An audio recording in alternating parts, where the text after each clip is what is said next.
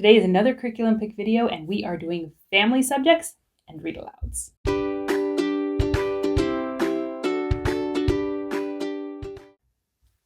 Hi, welcome. Thanks for joining me. Before we get started, I want to mention that today's video is part of a collaboration with other homeschool moms sharing their family subject picks. So if you're interested in seeing those, check out the link in the description below for that playlist link. And it's being hosted by Davene at Common the Chaos and Shauna at Homegrown Homeschool. So I will also link their channels below. So go ahead and check them out. But we are talking family subjects and read alouds. I kind of lump those together because they go together in my mind. And some of my family subjects have read alouds associated. So that's what we're doing. I may have bitten off more than I can chew with the amount of read alouds I have. I'm not crazy about reading aloud, but my husband enjoys it. And so he reads aloud with our children in the evenings. So that will help me out because some of these he will do with them and it won't be in our normal school time. But to be honest, it is also a goal of mine this year to start developing that with my children and to learn to enjoy that with them and make that a priority, even if it's not necessarily what I would choose to do initially. And I think I will enjoy doing it with them and learning to enjoy it. So with that said, we will see how this goes as the year progresses, but this is the goal and I'm excited for it. And keep in mind as I go through these that my children are in preschool and kindergarten grades. So I'm aiming for about kindergarten level family subjects. And if they're a little above my preschooler's head, that's okay. She'll get what she gets and she won't what she wants. But they're only about 13 months apart. So they're actually pretty close in age. And I think this will work really well. So first we have my Bible and Worldview curriculum that I've chosen to do with my children. And we are doing Building on the Rock by Summit Ministries. And this level K is on truth. And I'm not going to give you a lot of what this is about. If you're interested in this and you want to know a little bit more, I have done a full flip through and review video on this and the first grade level. So I will link that video below. So go ahead and check that out if you're interested. But this is what we're going to be doing for Bible. And then for history, we have Adventures in America. This is an introduction to American history for the grammar stage.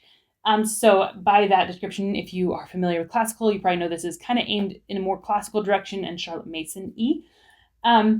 If you're interested in this as well, I have a flip through and review of this one as well that I'll link below if you want to see a little bit more about it. But this comes with also Smart About the 50 States. So as we're doing American history, they also fill in some state fact information. And this has just some fun, random information about the states. And it's just a fun book. So we're going to enjoy doing this.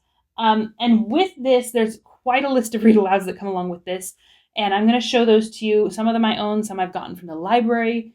A few of the ones that I'm going to show you are not actually the ones that are recommended in this curriculum, but I've swapped a couple of them out, but I would say like 80-90% are the ones that actually they say to go along with this. So let me go ahead and show you the books that we have to go along with that. We have A Child's American Heritage, Sod Houses of the Great Plains, Exploration and Conquest, They Sought a New World. We have The Bears on Hemlock Mountain, The Courage of Sarah Noble, Sarah Plain and Tall, Squanto, Friend of the Pilgrims, A Lion to Guard Us, Tolliver's Secret, The Cabin Faced West, Pocahontas and the Strangers, and The Matchlock Gun. And as you can see, that is quite a list of books, but some of them are shorter than others. Some of them are more picture booky. Some of them are more chapter books. And I'm trying to remember if this curriculum, it's like a chapter a day. I don't know if it's all 5 days a week or just 3 days of the week, but I think it's manageable. They're short chapters. I think my children will enjoy it. So we'll just kind of work our way through those. And then along with that, I have a few geographical type books, mapping, like the very beginnings of mapping, that I want to do with my children. And we won't do this every week. We'll do it every couple of weeks. I'll pull one of these out and we'll just kind of get a little bit familiar. My older daughter will be doing a kindergarten level workbook for geography as well. So this will kind of just cement the ideas and help her along with the ideas that that's introducing and get my preschooler just familiar with the concepts of mapping and some geographical ideas. So we have As the Crow Flies, a first book of maps. I have Maps and Globes, Geography from A to Z, Me on the Map, and Mapping Penny's World. And these are all short books. Like I said, we won't do those every week, but we'll just kind of introduce them as we have a day that feels like a little extra time and just kind of get familiar with those ideas. Okay, so next, science. And I was debating between doing the nature journaling that we've been doing with my daughters this last year. They love animals. And so I didn't want to remove it for their sake, but I didn't feel like I wanted to keep it. I felt like it was just kind of one more thing for me. And so we've swapped a little bit. I'm going to keep animals in there for them, but we're going to go with nature readers because I think that's going to be a little bit easier for me. And I think they will love it. So for those, we have two that I want to start with. We have Among the Pond People and Among the Farmyard People. And these are just stories that are set in these settings about the animals that live in these environments. And I think the girls are going to really, really enjoy these. Again, I don't think we'll do this every day. We'll probably do it a couple days a week and just let them still have that love of animal, love of learning about them in a fun way, but something that's not too much for me. So that's the goal with these. And then lastly, I have another stack of read alouds. These are not associated with any particular subject. They are just the read alouds that throughout the year I want to kind of incorporate. And these are probably more of the ones that my husband will do with us in the evenings versus the ones that are associated with a particular subject. I'll probably do those in our morning school time.